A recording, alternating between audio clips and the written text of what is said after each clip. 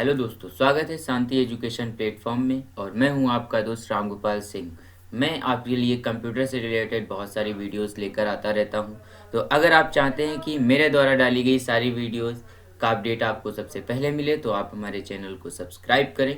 और आज मैं आपको इस वीडियो में बताने वाला हूँ कि हम लोग एक्सेल पर एक अट्रैक्टिव अटेंडेंस शीट कैसे तैयार कर सकते हैं। तो दोस्तों, देर ना करते हुए चलते हैं हम अपने एक्सेल के पेज पे। मैं आपको स्टार्टिंग से एक एक पॉइंट समझा के बताऊंगा। हो सकता है मेरा वीडियो थोड़ा सा लंबा हो, बट अगर आपने आज तक कंप्यूटर चलाना नहीं सीखा है फिर भी आप अटेंडेंस शीट को तैयार कर सकते हैं। तो सबसे पहले आपको अपने कीबोर्ड की विंडो की प्रेस करनी है, जिसे हम लोग स्टार्ट बटन बोलते हैं, या फिर यहाँ पे सर्च में आके लिखना है एक्सेल। एक्सेल टाइप करने के बाद में आपको एंटर करना है। आपका जो भी एक्सेल का वर्जन हो अटेंडेंस शीट बना सकते हैं, चाहे वो 2016 हो, 2013 हो, 2007 हो या फिर और कोई वर्जन। अब आप यहाँ पे आएंगे, आपको इस तरह का बोर्ड देखने को मिलेगा। आप इसे यहाँ से क्लोज कर देंगे। क्लोज करने के बाद में आपको यहाँ पे एक ब्लैंक डॉक्यूमेंट, ब्लैंक वर्कबुक पे क्लिक करना है। ब्लैंक वर्कबुक पे क्लिक करने के बाद में आप एक्सेल में एंटर हो जाएंगे। इसमें आपको कुछ नहीं करना है, बस आपको कुछ डेट्स लिख लेनी है और कुछ नेम्स लिख लेने हैं, क्योंकि अटेंडेंस शीट में हमारा वही होता है। तो सबसे पहले मैं यहाँ पे कुछ नेम टाइप कर लेता हूँ पड़ेगी। तो आप यहाँ पे 1 और 2 को लिखने के बाद में इसे ड्रैग कर सकते हैं। आप इस पर क्लिक करिए, फिर शिफ्ट दबा के दूसरे वाले पे क्लिक कर लिए, या फिर आपको कोई दूसरा अगर मेथड पता है दोनों को सिलेक्ट करने का तो आप उससे भी कर सकते हो, माउस से भी आप यहाँ से कर सकते हैं। इसके बाद में आप इस पॉइंट पे क्लिक करेंगे। ये जो आपको छोटा सा पॉइंट दिखाई दे रहा होगा वहाँ पे माउस के कर्सर को लाएंगे तो ये इस तरह से बन जाएगा जिस तरह से इस समय बन चुका है। और फिर इस पे माउस के लेफ्ट बटन से क्लिक करके आप इसे ड्रैग करेंगे, यानी राइट साइड की ओर बढ़ाएंगे। माउस को राइट साइड तब तक बढ़ाएंगे जब तक हमारे जितनी हमें ज़रूरत है उतनी डेट ना आ जाए। जैसे मैं 30 तक ला रहा हूँ और इसे 30 तक की डेट मुझे देनी है, तो मैंने 30 और अब 30 तक लिख चुकी हैं नंबर्स। मुझे बार बार लिखने की ज़रूरत नहीं पड़ेगी।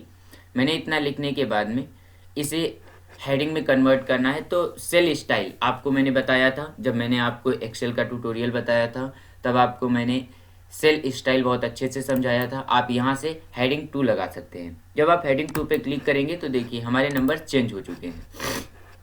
इतना करने के बाद में आपको कुछ नंबर्स को देना पड़े। कैलेंडर में जो नंबर्स होते हैं उसमें हम लोग संडे को देखते हैं, वो रेड लाइन में होती है लाइन। उसी तरह से अगर आपको मंथ में संडे को हाईलाइट कराना है तो आप यहाँ पे रेड से उसे फिल कर सकते हैं। मैं कर ले रहा हूँ ताकि थोड़ा और अट्रैक्टिव बन जाए मेरा डॉक्यूमेंट। मैं 1 पे मान लेता हूँ संडे है, तो 1 को सिलेक्ट करेंगे और यहाँ से जो हाईलाइट कलर होगा इसका वो हम लगा लेंगे येलो। और फिर नेक्स्ट आपका संडे जिस डेट को आएगा उस डेट को आप सेलेक्ट करेंगे और यहाँ से येलो लगा लेंगे। नेक्स्ट फिर आप गिन सकते हैं संडे मंडे ट्यूसडे करने के बाद में, और इस तरह से ये सारा सेलेक्ट हो गया। सेलेक्ट करने के बाद में आपको यहाँ पे प्रेजेंट, एब्सेंट और लीव देनी है। तो मैं फर्स्ट वाले में दे रहा हूँ।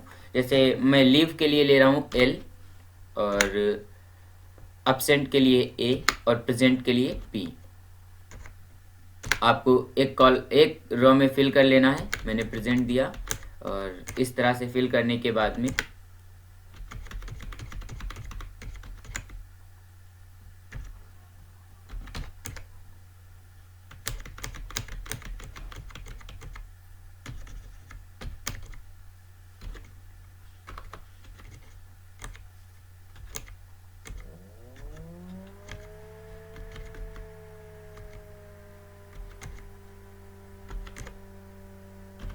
जी, इतना करने के बाद में आपको यहाँ पे लिखना पड़ेगा कि प्रेजेंट का कौन सा कॉलम आप कहाँ पे निकालना चाहते हैं, एब्सेंट कहाँ पे निकालना चाहते हैं और लीव कहाँ पे निकालना चाहते हैं। तो पहले मैं लिख ले रहा हूँ प्रेजेंट के लिए, ये प्रेजेंट की वैल्यू है, और फिर एब्सेंट, और लास्ट में मैं निकाल दे रहा हूँ लीव, यानी छुट्टियाँ कितनी होंगी महीने में।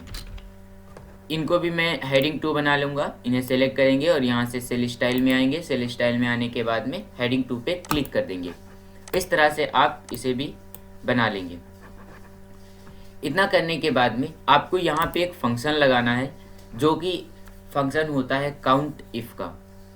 काउंट इफ कुछ लोगों को पता होगा, अगर आपको नहीं पता है तो कोई बात नहीं, मैं आपको बताता हूँ इसका यूज़ क्या होता है। इस काउंटिफ फंक्शन का यूज़ होता है कंडीशन के अकॉर्डिंग आपके सेल को गिन लेता है ये। तो मुझे इसमें से गिनना है कि प्रेजेंट हमने लगाया है p, तो p वालों को गिनने के लिए आप यहाँ पे इक्वल लगाएंगे और काउंट इफ और फिर ब्रैकेट, काउंट इफ लिखने के बाद में ब्रैकेट, और ब्रैकेट के बाद आपको 30 पे क्लिक करना है और शिफ्ट के साथ में लेफ्ट एरो को प्रेस करना है। आपके कीबोर्ड में होगी, आपको पता चल पा रहा होगा मैं क्या बोल रहा हूँ। शिफ्ट के साथ में आप लेफ्ट की प्रेस करिए और इसे 1 तक ले आइए। नेम वाले कॉलम को छोड़ देंगे और डेट जितने में होगी उतने को सिर्फ सेलेक्ट कर लेंगे।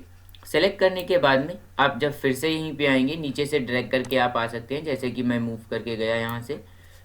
कॉमा लगाना है और इन्वर्टेड कॉमा, जब भी हम कोई कंडीशन फंक्शन के अंदर लिखते हैं वो हमेशा इन्वर्टेड कॉमा के अंदर रहती है। तो इन्वर्टेड कॉमा के अंदर आपको बस सिंपल p लिख देना है और इन्वर्टेड कॉमा को क्लोज कर देना है, ब्रैकेट को क्लोज कर देना है। और अब जैसे ही आप एंटर करेंगे आपके पास प्रेजेंट वाले काउंट होके आ जाएंगे। सेम प्रोसेस आपको अब्सेंट वाले में करना है। आप यहाँ पे इक्वल लगाएंगे, काउंट इफ इन ब्रैकेट आप 30 से 1 तक सेलेक्ट करिए, 30 पे क्लिक कर लेंगे और फिर शिफ्ट को प्रेस करके लेफ्ट एरो प्रेस कर देंगे इस तरह से। और फिर आप यहाँ पे आएंगे, कॉमा लगाएंगे, इन्वर्टेड कॉमा के अंदर अब की बार आपको a टाइप करना है, इन्वर्टेड कॉमा को क्लोज करना है और फिर ब्रैकेट को भी क्लोज कर देना है। दोस्तों लिखने का तरीका बिल्कुल एग्जैक्ट होना चाहिए, वरना आपका एरर दिखाएगा और फिर आप सोचेंगे कि मैंने गलत बताया या फिर आपसे होगा नहीं। तो जैसे जैसे मैं एक एक स्टेप बोल के बता रहा हूँ वैसे वैसे आप उसे फॉलो करिएगा। इक्वल लगाएंगे, काउंट इफ, शिफ्ट के साथ में 9 को प्रेस करेंगे तो हमारा ब्रैकेट आएगा। शिफ्ट के साथ में 9, ये ब्रैकेट ओपन किया। ब्रैकेट को ओपन करने के बाद में आप फिर से 30 पे क्लिक कर देंगे और इसे 1 तक ले जाएंगे। शिफ्ट के साथ में लेफ्ट एरो प्रेस करेंगे। मैं बार बार ये शॉर्टकट की रिपीट करके आपको बता रहा हूँ ताकि आप भूलें ना।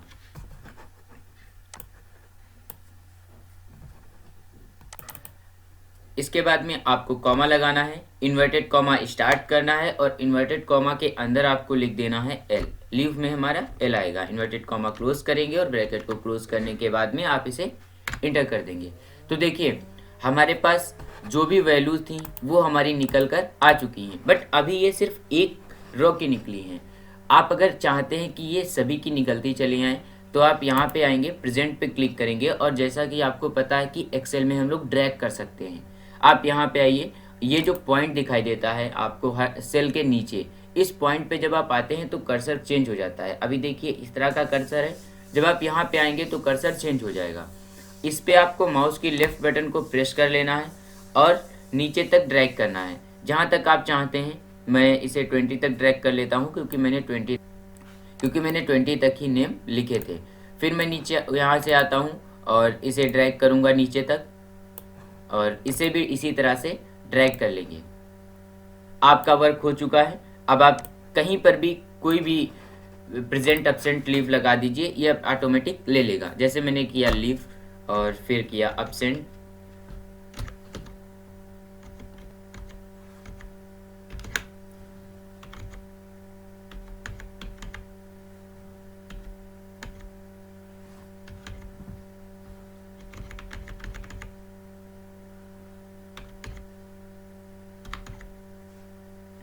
आप अपने पूरे डॉक्यूमेंट में इसी तरह से जहाँ तक आपने ड्रैग किया है वहाँ तक आप कहीं पर भी दीजिए, ये सब कुछ दिखा देगा। देखिए प्रेजेंट भी निकल कर आ गया, एब्सेंट भी निकल कर आ गया, इसका दूसरे वाले का और लीव भी निकल के आ गया। इस तरह से आपको बस एक बार फॉर्मूला लगा लेना है, ड्रैग करते चले जाएंगे और वैल्यू देते चले जाएंगे।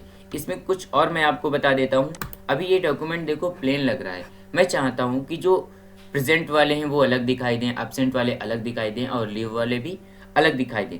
तो आप इस डॉक्यूमेंट को थोड़ा जूमिंग कम कर लेंगे। जूमिंग कम करने के लिए आपके डॉक्यूमेंट में सबसे लास्ट में इधर देखिए राइट साइड में एक जूमिंग का पैनल होगा। आप यहाँ से माइनस बटन पे क्लिक करेंगे और जूमिंग को कम कर लेंगे। अब आपका डॉक्यूमेंट पूरा दिखाई दे रहा है। अब आपको 1 से लेकर टाइटल वाले को छोड़ देना है, 1 के नीचे वाली लाइन से 30 तक सेलेक्ट करना है। उसके बाद में आप नीचे तक जहाँ तक आप डॉक्यूमेंट में कुछ लिखना चाहते हैं उतने को सिलेक्ट कर लेंगे। सिलेक्ट करने के बाद में आपको कंडीशनल फॉर्मेटिंग पे आना है। कंडीशनल फॉर्मेटिंग क्या होता है इसके बारे में मैंने इसको डिटेल में बहुत अच्छे से अपने पिछले वीडियो में बताया था। आपको उस वीडियो का लिंक डिस्क्रिप्शन में मिल जाएगा। आप वहां से जाके कंडीशनल फॉर्मेटिंग को, format as table code, cell style को बहुत अच्छे से सीख सकते हैं। अभी मैं बताता हूँ इसमें कैसे यूज़ करना है। आप इसे सेलेक्ट करिए, कंडीशनल फॉर्मेटिंग पे क्लिक करिए और हाईलाइट रूल्स पे आएंगे।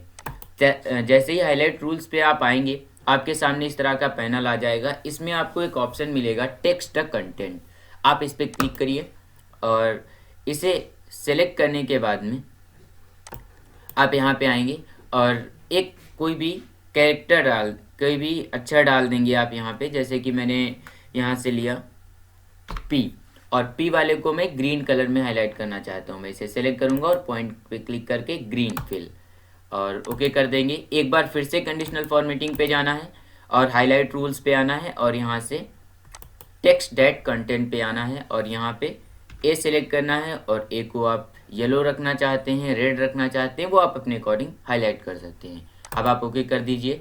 इसके बाद मैंने कंडीशनल फॉर्मेटिंग पे आना है, हाईलाइट रूल्स पे आना है और टेक्स्ट डेट कंटेंट पे क्लिक करना है और अब की बार मैं येलो को सिलेक्ट करके यहाँ पे दे रहा हूँ येलो, ठीक है। इसे सेलेक्ट करेंगे और ओके कर देंगे। तो देखिए अब आप कहीं पर भी कोई भी वैल्यू लिखते हैं, जैसे मैं यहाँ पे आऊँ और मैं यहाँ पे एल लिख टाइप कर दूँ तो देखिए वो अपने आप येलो हो जाएगा। आप कहीं पे पी टाइप करेंगे ग्रीन हो जाएगा, कहीं पे ए टाइप करेंगे वो रेड हो जाएगा। इसी तरीके से वो काउंटिंग भी चलती रहेगी साथ में। देखिए मैंने यहाँ पे एब्सेंट लगाया, यहाँ पे प्रेजेंट लगा दिया था, तो ये काउंटिंग भी चलती रहेगी। तो दोस्तों आप इसी तरह से बहुत ही अट्रैक्टिव आप अटेंडेंस शीट बना सकते हैं। आई होप आपको मेरे द्वारा बताई गई जो सीट है वो बहुत अच्छे से समझ में आई होगी और मैंने इसमें एक एक पॉइंट एक्सप्लेन करके आपको बताया है। फिर भी अगर कोई प्रॉब्लम होती है तो आप नीचे कमेंट में मुझसे पूछ सकते हैं। मैं संडे को सारे कमेंट्स का रिप्लाई देता हूँ। और अगर आपको ये वीडियो थोड़ा सी भी अच्छी लगी हो और आपके लिए थोड़ी सी भी यूज़फुल हो तो प्लीज़ इसे आगे शेयर ज़रूर करें ताकि बहुत सारे लोगों के लिए हेल्पफुल हो सके। Thank you.